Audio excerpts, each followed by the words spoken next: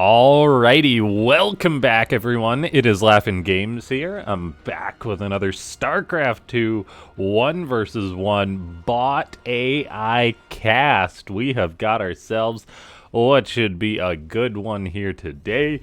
It is two incredibly good bots. We have got developed by the authors of the top bot, their Terran variant, a completely different bot though. It's Phobos. And taking on Phobos, it is going to be Caninana, a Zerg bot that is very good. A little bit behind Eris, but really great fundamentals from what I've seen in the past. And so, a TVZ, but more importantly, a bot versus bot.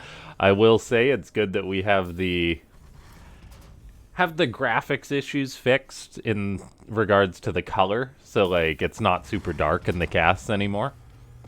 Big thanks to the developers of SC2 AI that fixed that. So thank y'all so much for doing that, so we can watch these awesome games with more ease on our eyeballs. And yeah, ladies and gentlemen, before we get too far into this video, make sure to go ahead and slap that like button if you haven't already. Slap it hard. And while you're down there, leave a comment that says more bots if you want to see more of these bot matches. I certainly enjoy casting them. I'm gonna do, I think, a few of those today to make up for the fact that I haven't done them too consistently the past week. I was out of town for Easter and whatnot, so that can't bring my PC or anything to cast a couple of bot games. Now, we do have Caninana sending an overlord across the map. Lings scouting all over the place. We do see that tag. I don't know what the difference is between U and P, but I imagine I can figure that out fairly easily. S, Reaper. I guess S is scouting, if I had to take a guess. P is probably production. Anyway, we have got that Reaper. Kills off one of the Lings, then moves across the map, so denies that Ling getting into the natural. So good control on that Reaper from Phobos. It's now going to cross the map, run into another one of those Zerglings, so should be able to get an easy kill there. And it is trying to get away from that Ling without taking any damage. Takes a second to kill it. The stutter stepping there is interesting, like the Reaper. There we go. It kills it a little quicker that time. The second one that I killed, it was fairly slow. We see that Reaper could potentially get that drone. That would be huge. This is almost like a human ladder game in which the drone does get sniped. Another drone attempting to go out for the expand, but this Reaper could be farming a few drones. We shall see. Lings are coming out, however, so they should be able to push this Reaper away and allow that expansion to get up. But two drones, that's like the start of a good Terran ladder game. So that is a really nice start for Phobos. Now, Caninana is one of these macro Zergs, so if it's left to its own devices for long enough, I have no doubt that it will reach a big economy. Ling does run in, though. No lift on that depot to stop that getting in there for Phobos. We've got Hellions on the way, a Viking on the way, just doing kind of a ragtag human build. And this is very much a human build, like, it's just getting up Concussive Shell, it's getting up Hellions.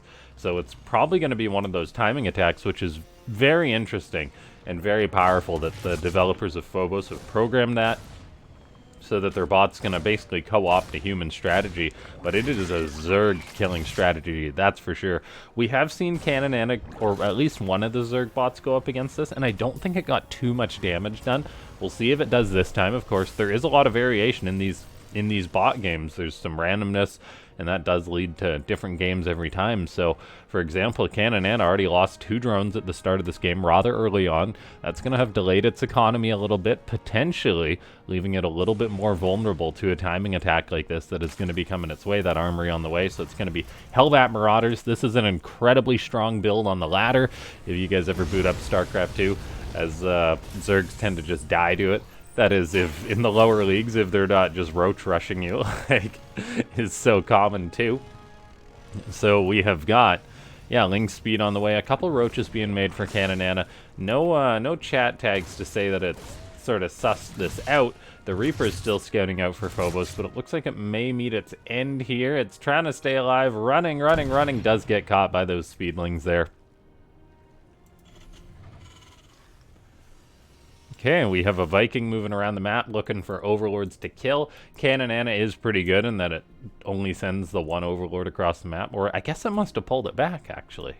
Yeah, because it definitely had one moving across the map, but then it pulled it back, so Caninana's bot author saying, take care of your overlords, basically pulling them all home to the safe space.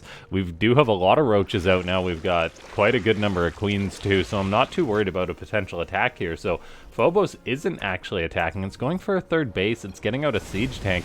So that's just quite an interesting composition to macro with for Phobos. Like, this is the kind of composition you'd go for as a Terran to, you know, hit a timing attack. That's very much not been the case from Phobos. It's got tanks being produced now, but these Hellions will start to fall off potentially. Of course, with unlimited APM, as far as bot micro goes, they can be a little bit more, have a little bit more longevity. And yeah, but all in all, the game will just head towards macro, so we'll see how these two are going to face off against each other. I think the main thing to watch this game is that siege tank count that's being produced by Phobos. Siege tanks are incredibly difficult for Zerg bots to deal with at times. And yeah, ladies and gentlemen, if you haven't already but you're enjoying this commentary, go ahead and slap that subscribe button. Consider becoming a YouTube member to support the channel, as it allows me to buy coffee that fuels these casts. I have my old Walking Dead mug that holds not quite a liter of coffee, but I think it's like 12 ounces. That does me pretty well to start my day. Now we have got these Hellions getting pushed away by the Lings. They cut up those Lings very easily. They're not going to do well against these Marauders though, so we are seeing Phobos move out with an attack. It's got the third base up, so these Hellions and this bio that it's produced are going to be buffering for the tanks, and this could be difficult for Caninana to deal with. We shall see. There's good air control, giving lots of vision. The tank is inching forward. One of them is getting shots off now. We'll see if Caninana gets baited into a bad fight here, whether that other tank shuffles forward.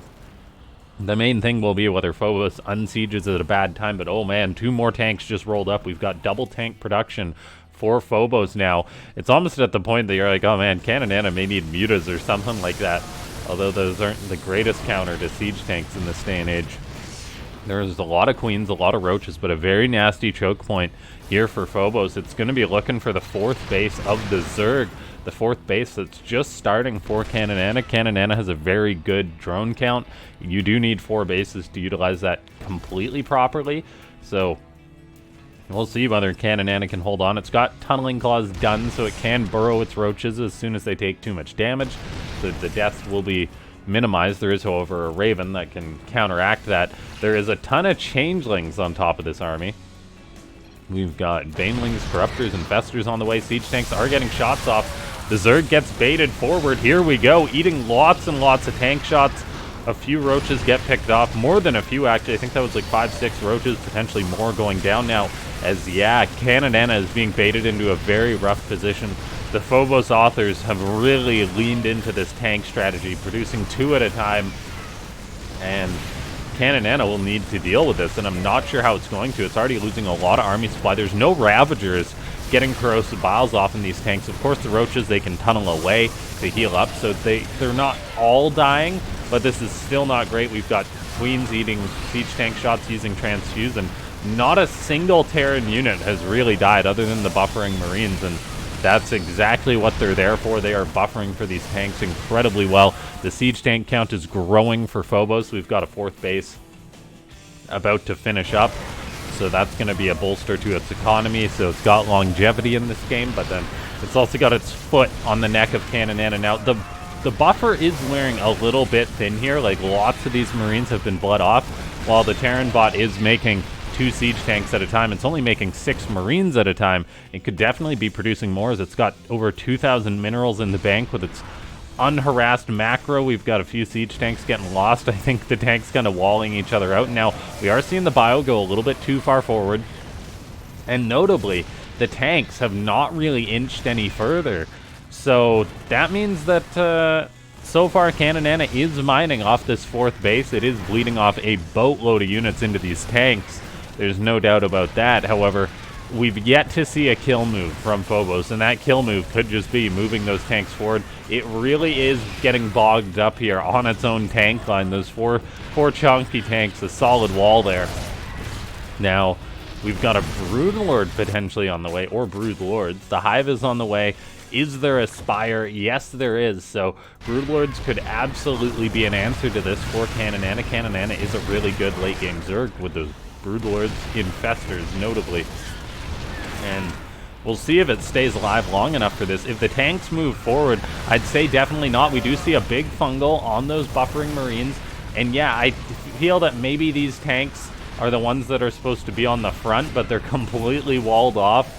So that's not working out too well. They are starting to go around now. That's problematic here for Caninana. If these tanks get sieged up on this side of the base, and this hatchery has taken some damage, lots of creep being cleaned up. These tanks are not sieging, though. So I think we're seeing a bit of a weakness, potentially. Nope, there's the siege for Phobos, and these tanks all of a sudden are on that fourth base, and I think this base is going to be toast. Caninana is only on 160 supply to the 180 of the Terran. There's 18 siege tanks, which is just absurd. Now, if Caninana can survive and get out Broodlords, that could be redeeming for it. That could save it, but I do not know if it's going to live that long. It's just lost one of its critical bases. It has got up another location to the south, though, so it is still on 4 bases, but as far as Phobos has been doing, it's been doing pretty darn well. It's getting a 5th command center on the way, pardon me, a 6th command center, notably no planetaries in sight, so it would be very weak to harassment, but it seems that Caninana hasn't been able to section anything off. It's just got the defense going 100%. We've got a massive siege tank flower, but then again, that Greater Spire is done, and we're seeing a tag be printed. Broodlord, Blinding Cloud, potentially. There's one, but there's almost too many tanks for just 1 or 2 Vipers to Blinding Cloud it. There is 3 Vipers, but that would have to be God tier programming. Now, we are seeing Phobos, though, potentially be vulnerable, as there is 1 Corruptor being made. 1 Broodlord versus 20 tanks. You know who wins? The Broodlord in the long run, and the approach by Phobos is being very, very slow here. I think these tanks are still kind of just... they're just not engaging because they can't. And so this is really problematic for Phobos. It definitely could have killed Caninana, but I think, yeah, like these tanks, I don't know from a programming perspective, but I imagine like it assigns positions for the tanks somehow. To be like, okay, we've got tanks locked in position, now inch forward towards the enemy with the next tank, but that's obviously not happening here. I mean, it's interesting. If the bot author is watching, I would love to know what exactly is causing, or if this is just the limit of Phobos' behavior, or if something is going wrong here. Now, we are seeing Caninana constantly eating shots.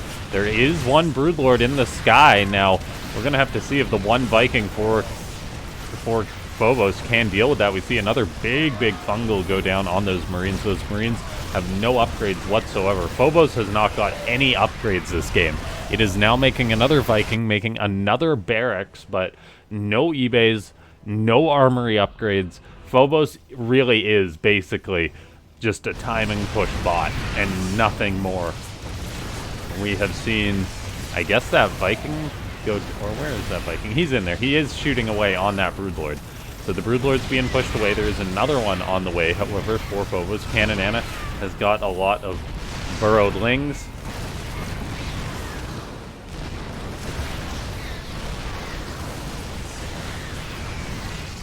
Starports now being produced.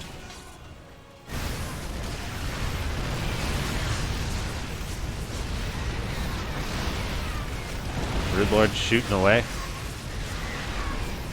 There is some blinding clouds going down. Of course, there isn't really the synergy to help out with this, and so it is just all on the Broodlords to work away on this army. There could be some friendly fire from the tanks. Great fungals going down. We have seen Caninana make that extra starport, so it is making more Vikings to work against these Broodlords. The Marines, there's so many Marines at this point, are really pushing forward. The Zerg must have taken some economic damage, as it is down to 63 drones, potentially just losing them in the transfer to this base, as it is still actively trying to mine on this base. Phobos still has a great economy behind this.